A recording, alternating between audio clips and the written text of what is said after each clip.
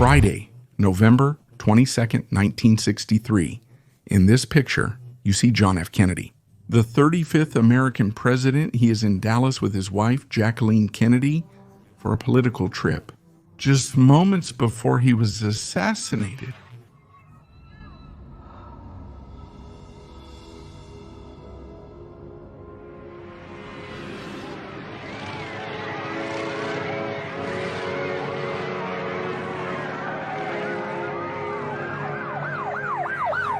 A few hours after his death, a gun was found in a nearby building. A nervous person who attracted people's attention. Thank you for watching.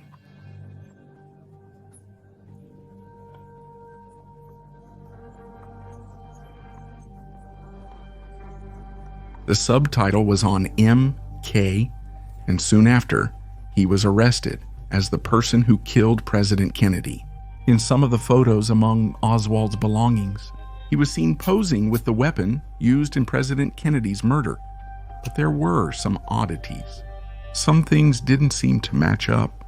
Besides that, on November 22nd, just before Kennedy died, while he was greeting the public, someone opening an umbrella on a sunny day drew attention. Maybe he was the one who carried out the assassination. By the end of the video, you will have learned the whole truth about the incident. Now sit back, because I'm going to tell you about one of the greatest mysteries of the century.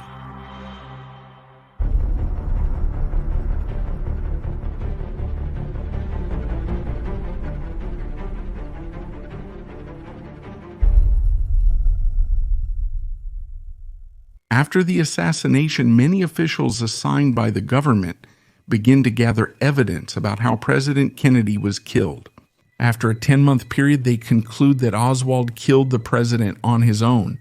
But as the investigations deepen, the credibility of this conclusion also begins to be questioned. A 26-second video that emerges completely changes the course of the event. The clearest footage of the assassination, filmed by a tailor named Abraham Zapruder. But before that, let's go back to the beginning of the assassination, the place where it all started. November the 22nd, 1963, around noon. The president, his wife, and the other people in the limousine are turning from Main Street onto Houston Street. In fact, many people on the right side and at the end of the street are eagerly waiting to see him. Shortly after, the vehicle turns onto Elm Street. It is exactly at this turn that Zapruder's famous 26-second video recording begins. The president is greeting the crowd that has come to support him. Along the street, the speed of the vehicle drops to about 10-11 miles per hour. As it moves along the street, a gunshot is heard. It completely misses the vehicle. At that moment, a woman in a red skirt and white sweater moving along the street slows down and stops as she runs past the vehicle.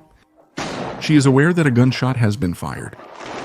The birds took flight after this shot. Kennedy stops greeting the crowd, saying, "What was that?" Just seconds later, a second gun is fired. President Kennedy is shot in the throat. He tries to open his shirt, and the third shot hits Kennedy from behind. The president bends forward from the force of the bullet. The fourth shot is fired. It hits Dallas Governor Connally, who is right in front of Kennedy. President Kennedy is still alive, and they know it too. Seconds later, the fifth shot misses the car and hits the sidewalk under the overpass. Then the sixth shot, and the fatal shot. Kennedy is shot in the upper right part of his head. The president does not survive a total of 6 shots and loses his life.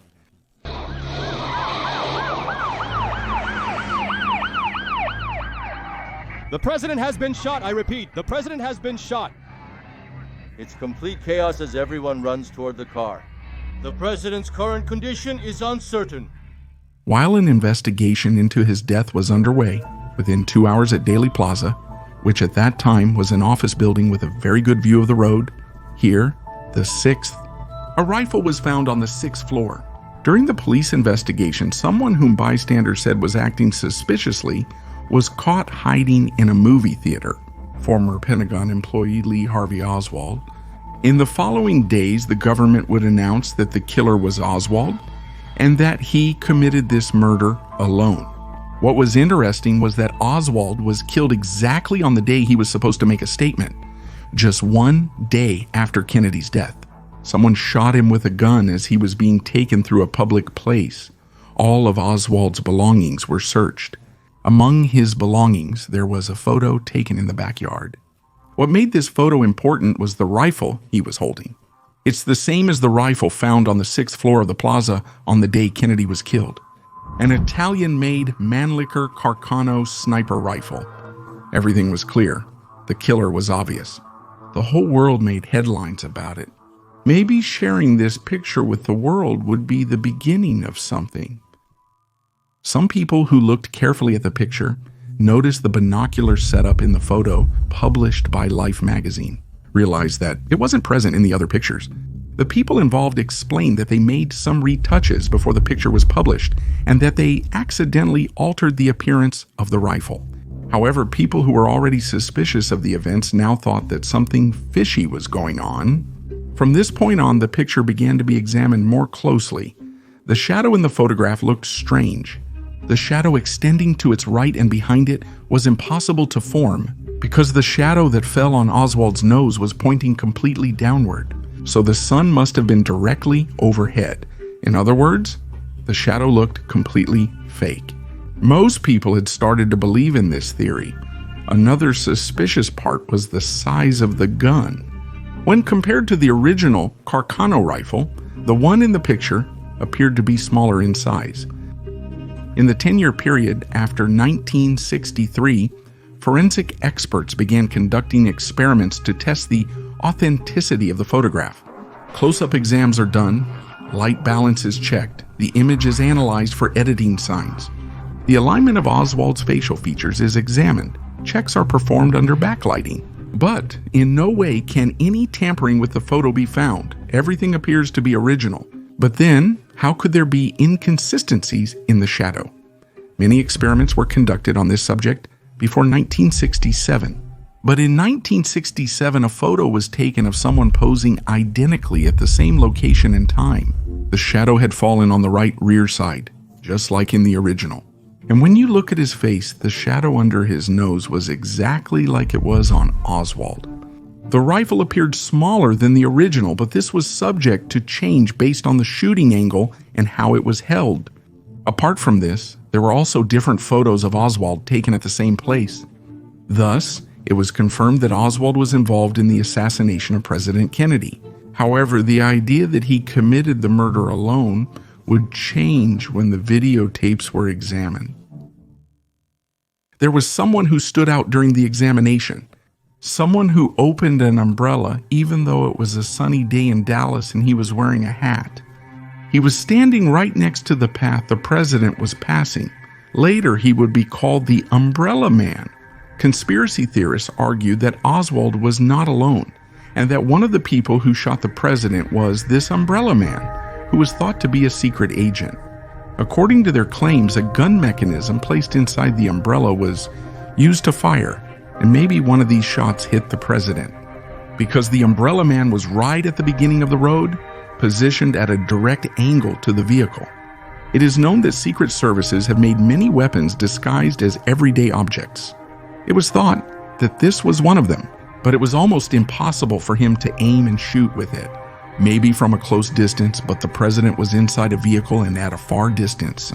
Years after the assassination, Lowenstaff and Meade said that Kennedy's father was often seen in public with an umbrella, and that he opened the umbrella to protest this. No such weapon mechanism was found during the search with the umbrella.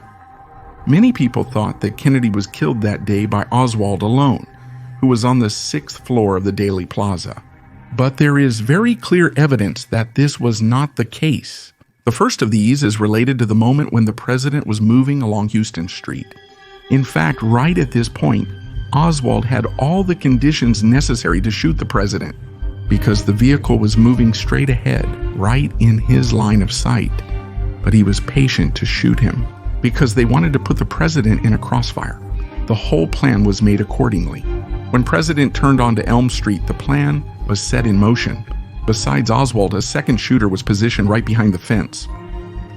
And it started. Kennedy is moving forward, completely unaware of everything. And the first shot. He completely misses the vehicle. The second shot hit Kennedy in the throat.